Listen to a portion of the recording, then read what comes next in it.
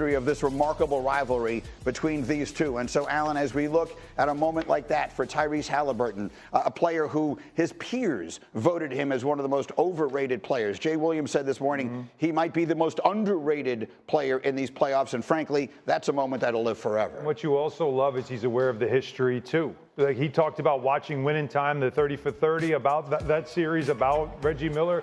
He has watched all that stuff, and so he understands that moment, obviously going right to the choke sign and pointing right to Reggie Miller, who was courtside calling it. You know, that is all part of the story, and we talked about this before going into the series. The fourth time they met in a conference finals, ties for the most meetings, the history they have had, these moments that you keep talking about. And keep in mind, too, that the choke game was a Game 5. They ended up winning that series, of course. Right. But the 8 points in 9 seconds was a Game 1 at the Garden that flipped that series. The Knicks lost that series. I mean, the fact that 20 years later, Reggie Miller will be calling the game, and that would happen again. The irony, come on. This to me feels worse than that. That almost felt like a kill shot with Reggie Miller because it happened so fast. You're almost like, what the hell just happened? Yep. This one was like, oh, you know this person is going to pass away in the next 10 minutes, and you just have to sit there with them and watch it in real time. It felt more grueling in that capacity. Especially in that building, because those people know the history, and they were feeling it happen again. The anxiety occurring throughout that process kept building. Well, even the Game 1, we've talked about it before, right?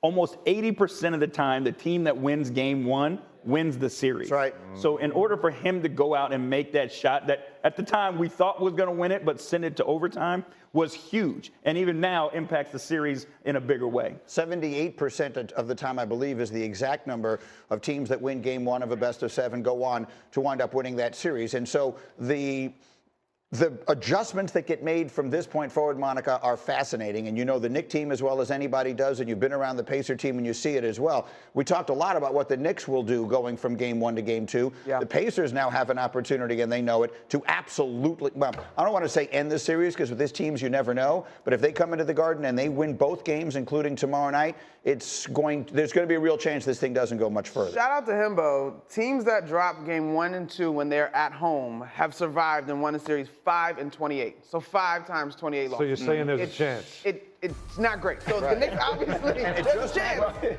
We, of course, just saw it with the Celtics and the Knicks in the previous series. So the Knicks obviously are in a big-time position in terms of getting Game 2. But to the point about the Pacers, going small down the stretch was a terrific move in terms of creating more spacing, but it wasn't as if Miles Turner had a poor game. He had 14 points. I mean, they obviously got productivity up and down their roster in terms of that being their signature in terms of how they play. I actually was intrigued by the free throw shooting because they shot 12 less free throws, but it didn't really matter. To them, to me, JB, in the fourth quarter, they just looked like the team that came alive.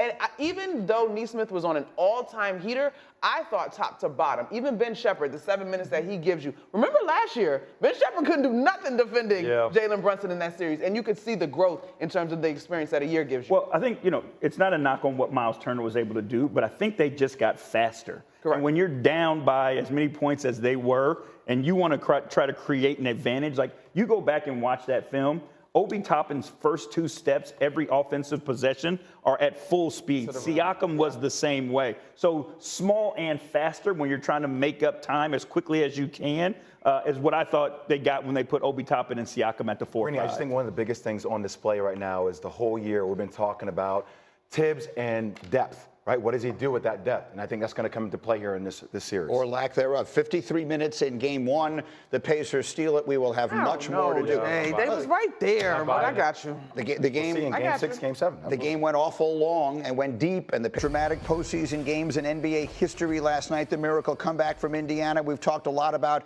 the emotion so far this morning. Now let's dive into the detail. Give me some X's and O's on how this incredible night broke down. Well, the conversation we were having is who are your defensive traits when you're tired, and can you think with the cumulative effect of the pace in which Indiana plays with? So as you're going to see off the first play, just a little transition defense here. Now everybody's backpedaling. Right, JB? You got OG, he's backpedaling. You got Cat, he's backpedaling. And you made attention of a detail that I think is really important. Well, you see Tyrese Haliburton and Mikal Bridges there, right? Mikal Bridges understands how big of a threat Tyrese Haliburton is, even this far away from the floor.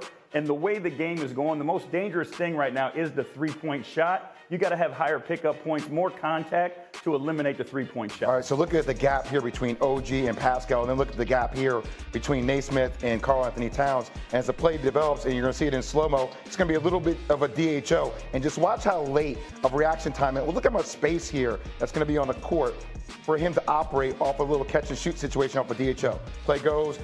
OG is so far down because of transition, attention to detail, right? Locking there or being tired. That's the 5th three that he made in a row. Attention to detail matters. Next play, you're going to see once again, off a little pin down in the corner. So pull out a little bit. I always think this is interesting because we're going to look at the situation here in the corner, okay?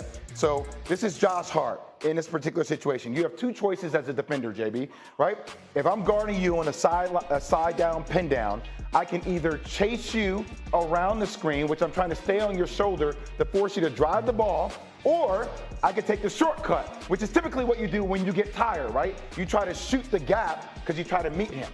Well, so understanding too, if I'm Josh Hart and the distance of the pass from Haliburton to Naismith, I do feel like I have time to get to him if I do take that shortcut and shoot the gap. But what I want to do when I shoot the gap is I want to send him back to the help. The big guy, Mitchell Robinson, Obi Toppin are there in the corner. I know that there's a presence there and he won't be able to get off an easy catch and shoot three.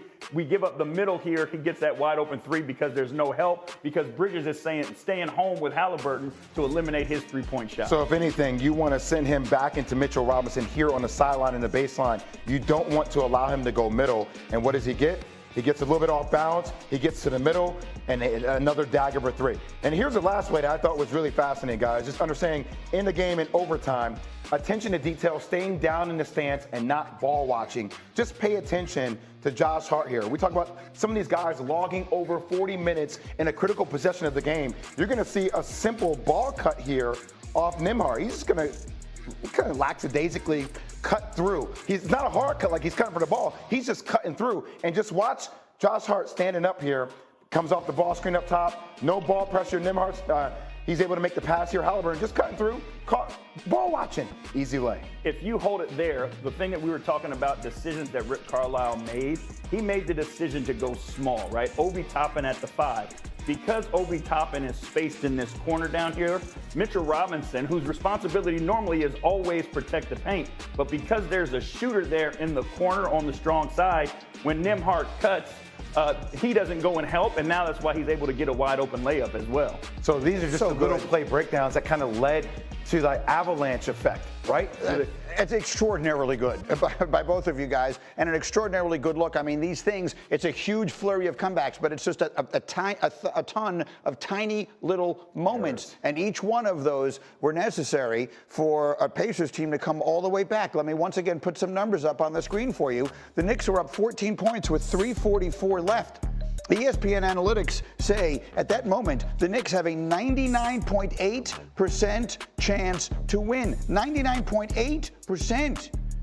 Here were Jalen Brunson and Josh Hart after the game. Can't really summarize it. Give them a lot of credit.